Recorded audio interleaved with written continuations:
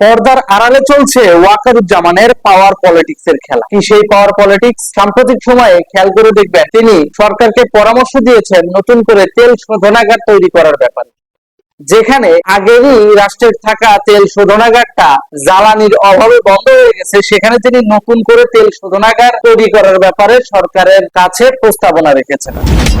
সরকারের কাছে তিনি এই যে প্রস্তাবনাটা রাখলেন, এখানে তার লাভটা কি? টেন্ডার হবে, সেনাবাহিনীর ইঞ্জিনিয়ারিং কোর সেই টেন্ডারটা নিবে, সেখানে তিনি কিছু মাল্টু কামাবে। এটাই করতে চাচ্ছে বর্তমান সেনাপ্রধান ওয়াকারুজ্জামান।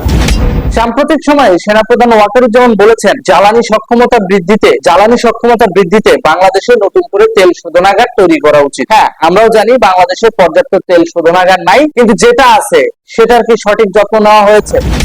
ওইটা শেখ হাসিনা করে গেছে, এই কারণে ওইটাকে সচল রাখেন নাই।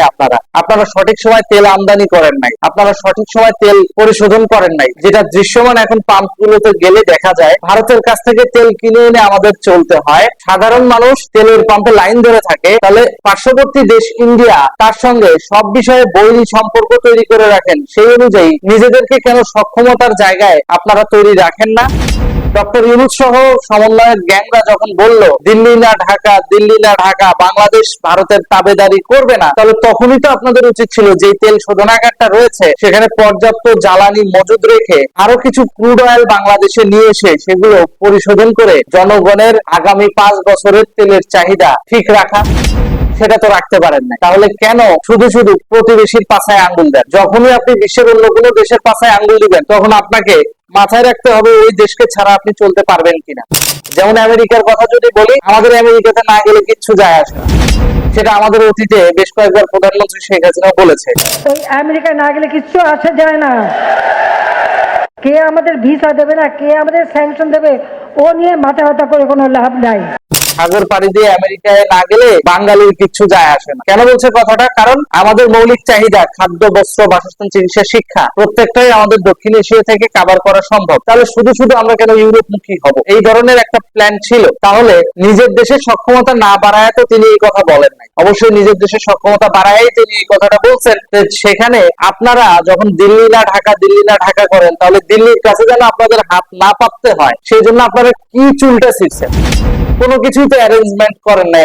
আপনারা দিল্লি না ঢাকা করে দিল্লির তাবেদারি করবেন না, ভালো কথা। আপনারা আপনাদের নিজের দেশটা সুন্দরভাবে চালান, সেটা চালাইতে পারেন নাই। আর এখন আসছেন টেন্ডারবাজি করার জন্য নতুন করে তেল শোধনাগার তৈরির ব্যাপারে সরকারকে প্রস্তাবনা দিতে। কেন ভাই?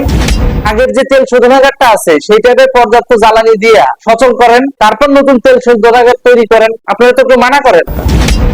শুধু রাষ্ট্রের টাকা অপচয় কেন করতে হবে?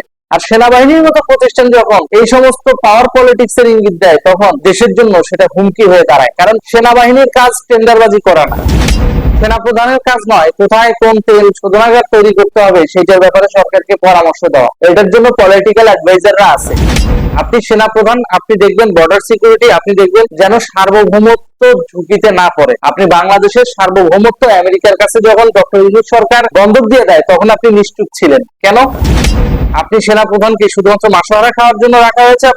আপনাকে রাখা হয়েছে বাংলাদেশের মানুষকে সার্ভিস দিবেন, বাংলাদেশের সার্বভৌমত্ব দেখভাল করবেন। সেখানে আমেরিকা কিভাবে দাসত্ব চুক্তির মাধ্যমে বাংলাদেশের সাধারণ মানুষকে জিম্মি করতে পারে, এই দায় কি আমাদের দেশের সেনাপ্রধান এড়াতে পারে?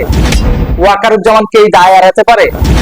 মোটেও পারেন। আরেকটা চুক্তি করে গেছে ডক্টর ইউনূস সরকার, সেটা হচ্ছে আমেরিকার কাছ থেকে বোয়িং বিমান কিনতে হবে। যেখানে দেশে অর্থনৈতিক খোকলা অবস্থা, সেখানে ওই আমেরিকার কাছ থেকে আমার বোয়িং বিমান কেন কিনতে হবে?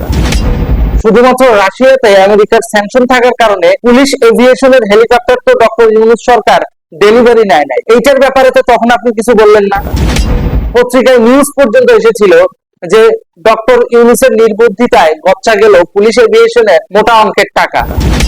তখন তো আপনি বলেন নাই। তখন আপনি সেনাপ্রধান কোন সার্বভৌমত্বের জায়গা থেকে প্রতিবাদও করেন কেন? গোপনে পর্দার আড়ালে আমেরিকার তাবেদারি করবেন আর পাওয়ার পলিটিক্স করবেন। বাংলাদেশকে একটা ব্যর্থ রাষ্ট্রে পরিণত করে পাবলিককে বুঝাবেন যে সেনাবাহিনী একমাত্র এই দেশের কল্যাণের জন্য কাজ করার জন্য সক্ষম, আর সব পলিটিশিয়ানরা ফেল। তাই তো সব রাজনৈতিক ব্যক্তিত্বদেরকে ব্যর্থ প্রমাণ করাই কি আপনার আসল উদ্দেশ্য? সেটাই এখন সব থেকে বড় প্রশ্ন।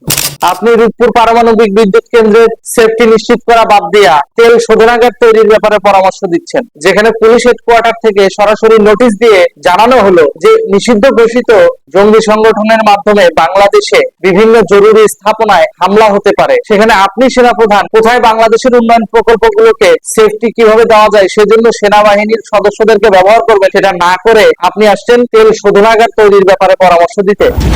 আপনার হ্যাডম থাকলে, যদি সত্যি আপনার দেশপ্রেম থাকে, তাহলে রূপপুর পারমাণবিক বিদ্যুৎ কেন্দ্রে সেনা মোতায়েন করেন।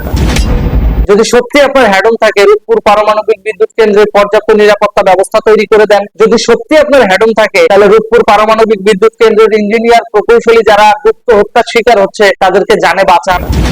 সেটা তো করবেন না, কারণ ওখানে আমেরিকার স্বার্থ নাই। আমেরিকা চায় না রাশিয়ান এই প্রকল্প বাংলাদেশে বাস্তবায়ন হোক। এখন আমেরিকা চায় না, সেটার জন্য আমার দেশের উন্নয়ন প্রকল্প বন্ধ কেন থাকবে? সেইটার ব্যাপারে আপনি সেনাপ্রধান কোনো কথা বলেছেন? কখনো কথা বলেননি। আপনি এসেছেন বৈশ্বিক জ্বালানি সক্ষমতা বৃদ্ধিতে বাংলাদেশকে নতুন করে তেল শোধনাগার তৈরি করতে হবে। বা খুব সহজেই যেন বাংলাদেশের টেন্ডারবাজিটা করা যায়। তাহলে আগের তেল শোধনাগারটা সেটা ঠিকঠাক করেন না কেন? সেটা বন্ধ হয়ে পড়ে আছে কেন? ওটা কি বন্ধ করে রাখার জন্য করা হয়েছে? ওইটা বন্ধ করে নতুন তেল শোধনাগার তৈরি করে আবার তেল রিফাইন করার জন্য কি ওই জিনিসটা ফালায় রাখছে? সেটাই এখন সব থেকে বড় প্রশ্ন। ধন্যবাদ।